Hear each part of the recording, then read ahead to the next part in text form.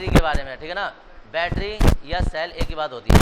Mobile के पीछे जो बैटरी पड़ी होती है या तुम्हारे इन्वर्टर के साथ जो बैटरी लगी होती है, दरअसल वो भी एक सेल होता है, लेकिन वो एक सेल नहीं होता, वो मल्टीपल सेल होते हैं। बहुत सारे सेलों को मिलाकर एक बैटरी बन जाती है, ठीक है जी। एक सेल है तो सेल है, बहुत सारे सेल जब आपस में मिल जाते हैं, बहुत सारी प्लेटें जब आपस में मिल जाती हैं तो बैटरी बन जाती है। समझ में आ रहा है?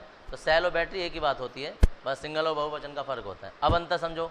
देखो बहुत सारे सेल ऐसे होते हैं कि हमने उन्हें डाला, वो कुछ समय तक चल रहे हैं, उसके बाद वो डाउन हो गए, मतलब ख़त्म हो गया, हम उसे फेंक देते हैं, ठीक है जी। दूसरे सेल वो होते हैं या दूसरी बैटरी वो होती हैं कि ख़त्म हो गई, दोबारा से चार्जिंग पर लगा दो, दोबारा चार्ज हो जाती हैं, ठीक है जी। तो ये दूसरी बैटरी हो गई। इसके अलावा तीसरी तो होती नहीं है। तो पहली बैटरी ऐसी जो एक ही बार यूज होती हैं वो प्राथमिक सेल कहलाते हैं, और वे सेल जिनका बार बार यूज होता है वो द्वितीयक सेल कहलाते हैं। आगे परिवार समझ में रटने की जरूरत है। वे सेल जिनका प्रयोग केवल एक बार होता है या जिनमें रेडॉक्स अभिक्रिया एक बार होती है वो प्राथमिक सेल कहलाते हैं, और जिनमें रेडॉक्स अभिक्रिया बार बार होती है या जिनका प्रयोग बार बार किया जाता है वो द्वितीयक सेल कहलाते हैं। उदाहरण में सीसा संचायक सेल है, या हमारे पास और भी कैडमियम सेल होता है। अब सुन लो आगे को। हमारे पास जो मोबाइल में बैटरी होती है और जो घड़ी में बैटरी जो सेल पड़ा होता है, दोनों समझे?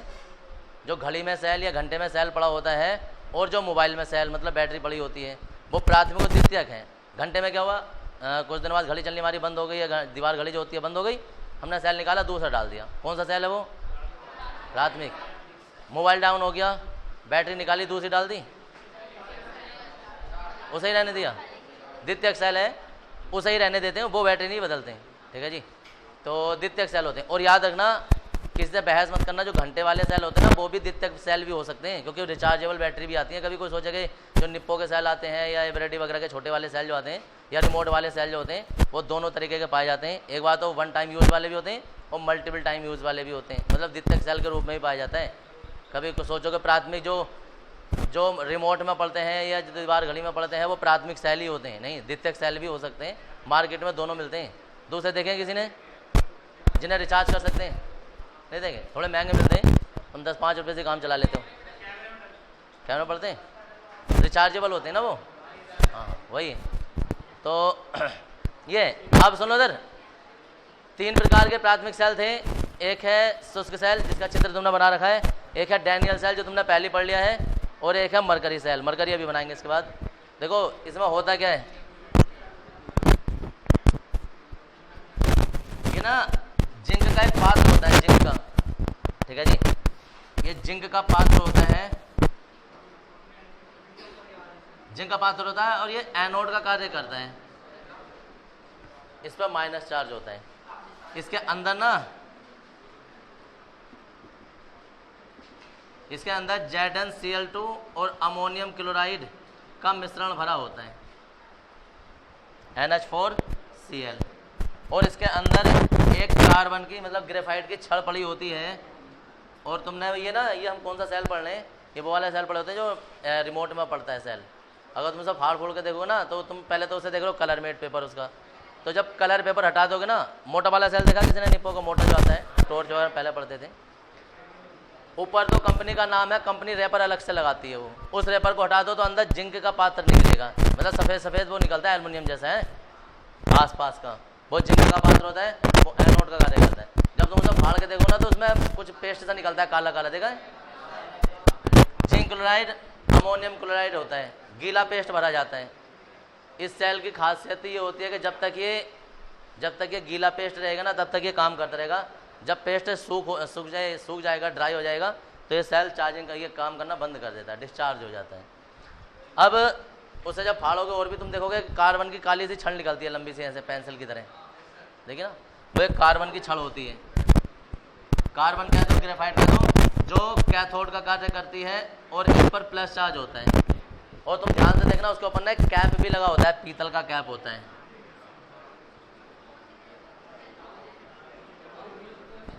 देखा है? इसके आसपास MnO2 और कार्बन का मिश्रण भी भर देते हैं चारों ओर से इसके आसपास। और इस पेस्ट को और इस छड़ को ना एक डायफ्राम द्वारा ऐसे कह देते हैं,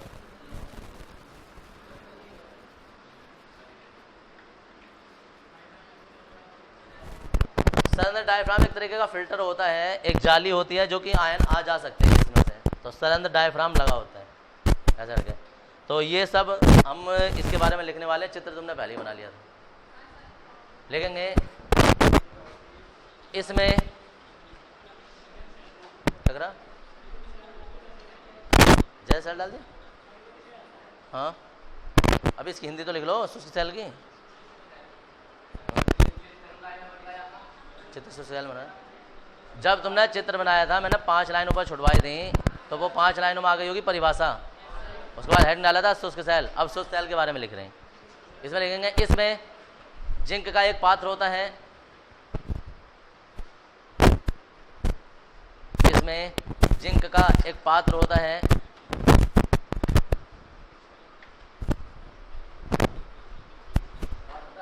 हाँ पात्र होता है जिसके अंदर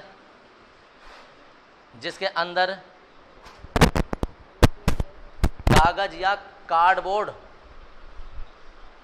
जिसके अंदर कागज या कार्डबोर्ड का अस्तर लगा होता है, कार्डबोर्ड का अस्तर लगा होता है, गत्ता होता है। यह पात्र एनोड का कार्य करता है,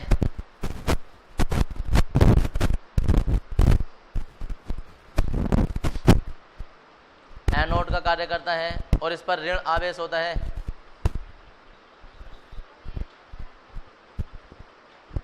और इस पर ऋण आवेश होता है।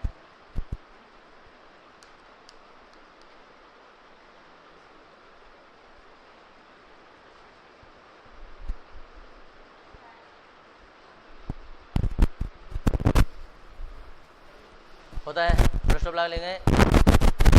इस पात्र के भीतर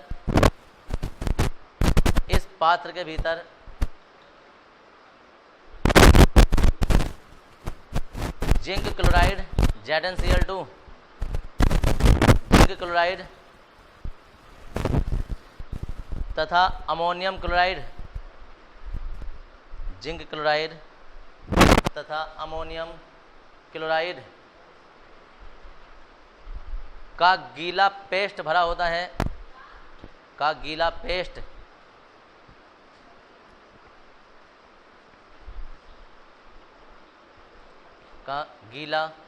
भरा होता है। इस पात्र के भीतर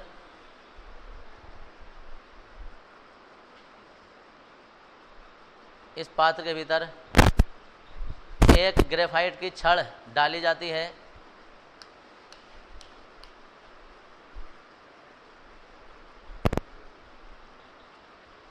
इस पात्र के भीतर एक ग्रेफाइट की छड़ डाली जाती है जो कैथोड का कार्य करती है, जो कैथोड का कार्य करती है।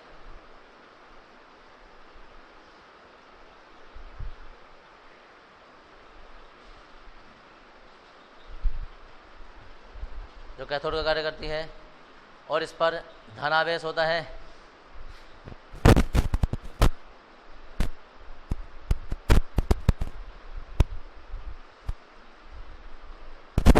और इस पर धनावेश होता है।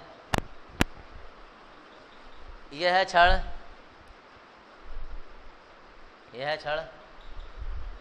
सरंध्र डायफ्राम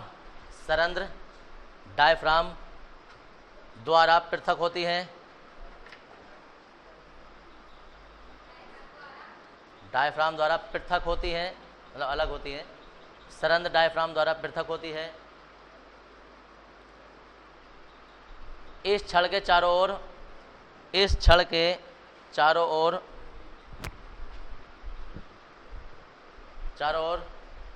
MnO2 तथा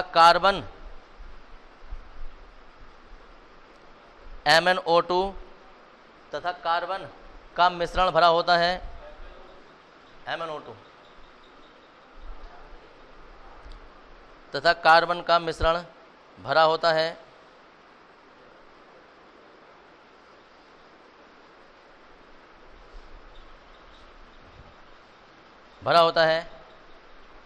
इस सेल में इस सेल में निम्नलिखित अभिक्रिया होती है। इस सेल में निम्नलिखित अभिक्रिया होती है।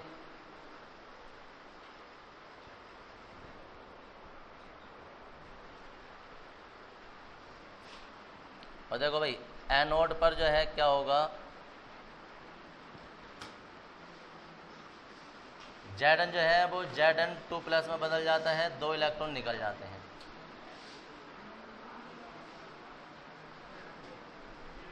MnO2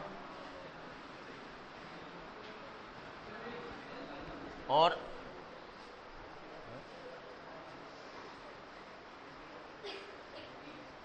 तो जी इसमें से MnO2 जो है ये प्लस आयन अलग निकल जाते हैं और ये 2 इलेक्ट्रॉनों को ग्रहण करता है।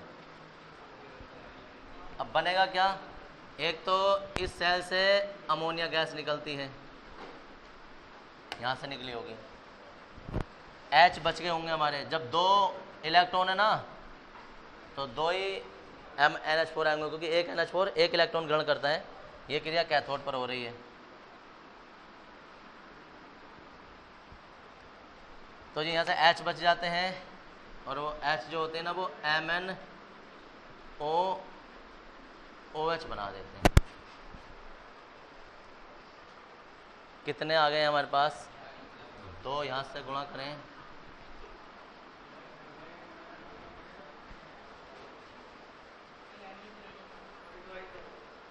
हो गए पूरे, ठीक है। पूर्ण अभिक्रिया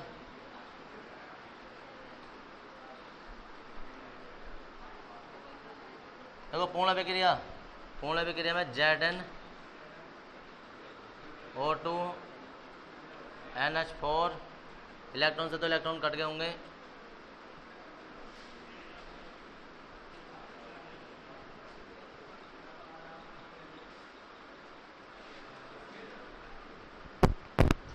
ये हो जाती है।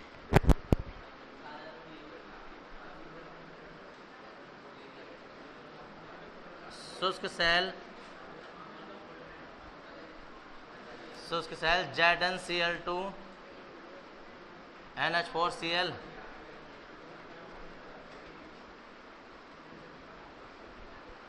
का पेस्ट गीला रहने तक कार्य करता है और उसके पश्चात यह मृत हो जाता है।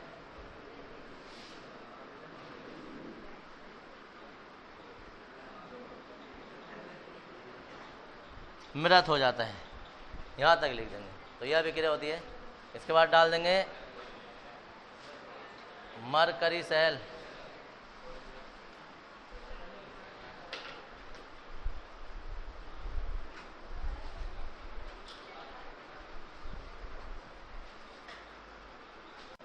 इस सेल में एनोड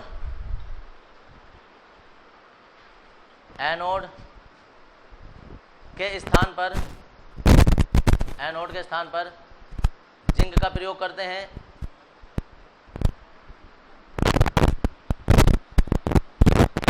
जिंक का प्रयोग करते हैं और HgO का कैथोड लिया जाता है। HgO मर्क्यूरिक ऑक्साइड का कैथोड लिया जाता है।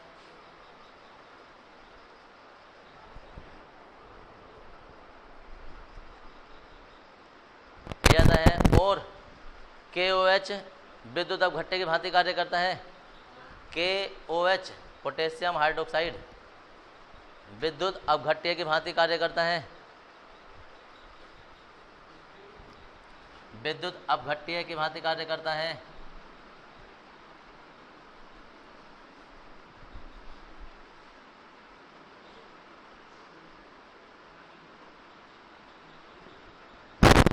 विद्युत अपघट्य की भांति कार्य करता है, जिससे सेल में निम्नलिखित अभिक्रिया होती है।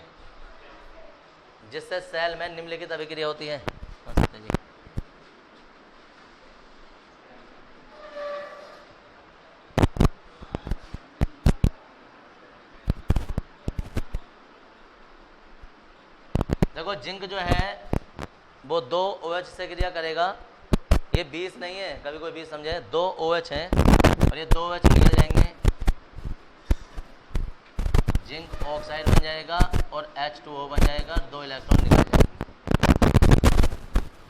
अब ये HgO जो है इससे ये पूरा H2O और 2 इलेक्ट्रॉन पूरे काम करेंगे, तो यहाँ तो Hg बन जाता है, ऑक्सीजन तो इससे अलग हो गया, O इसके साथ जाता है तो ये 2 OH वापस निकाल देता है। इसमें 2 H है और ये O मिलकर 2 OH हो जाते हैं, मतलब 2 O हो जाते हैं, 2 H मिल जाते हैं तो OH बना देते हैं। और यहाँ जो ना यहाँ 2 प्लस आवेश हो जाता है, जब O हटता है तो ये 2 इलेक्ट्रॉन से उदासीन कर देते हैं, तो ये ऐसे ग्रहण कर लेते हैं। देखो इससे ये दोनों से ये दोनों कट जाएंगे, इससे ये कट जाएगा। अभिक्रिया सिर्फ ये होती है, ये और ये बचता है, उधर ZnO और Hg बचते हैं। पूर्ण अभिक्रिया, और इसके बाद हेडिंग डाल देंगे द्वितीयक सेल।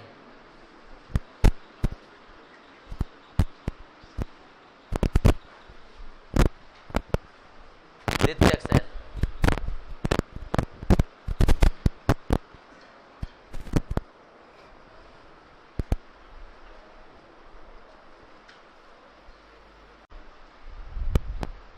वे सेल जिसका प्रयोग एक से अधिक बार किया जाता है और जिसमें रेडॉक्स अभिक्रिया बार बार होती है।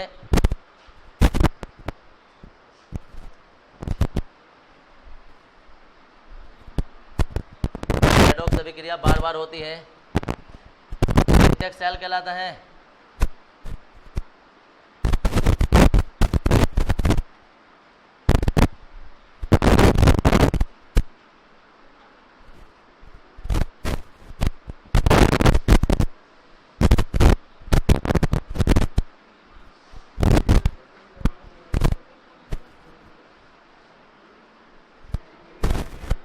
उदाहरण सीसा संचायक सेल,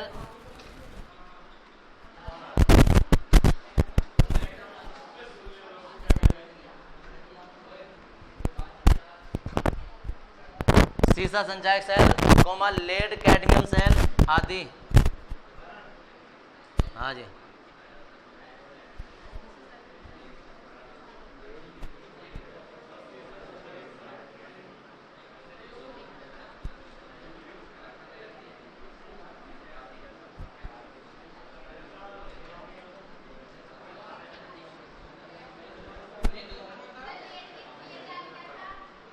क्या हो गया? Lead cadmium cell.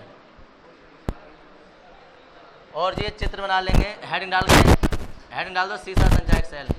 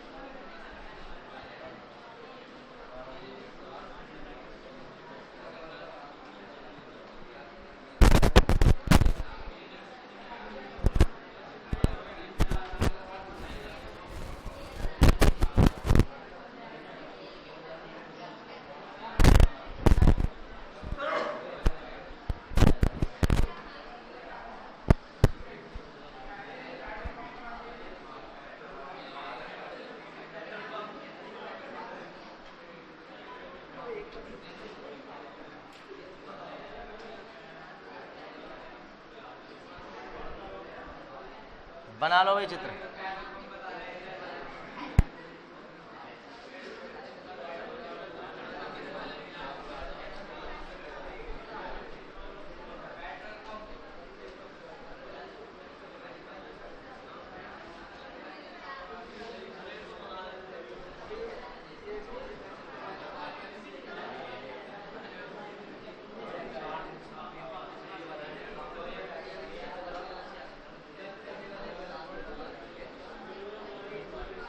ये वो बैटरी है जो घरों में नॉर्मली होती है, जैसे कहते हैं ना प्लेटें, इतनी प्लेटें, ये सब प्लेटें हैं, लेड वाली बैटरी है ये।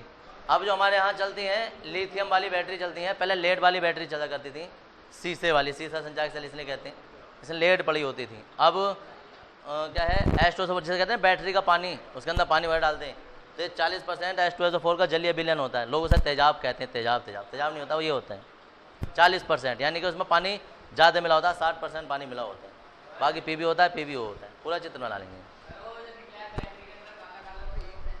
काला काला भी निकलता है।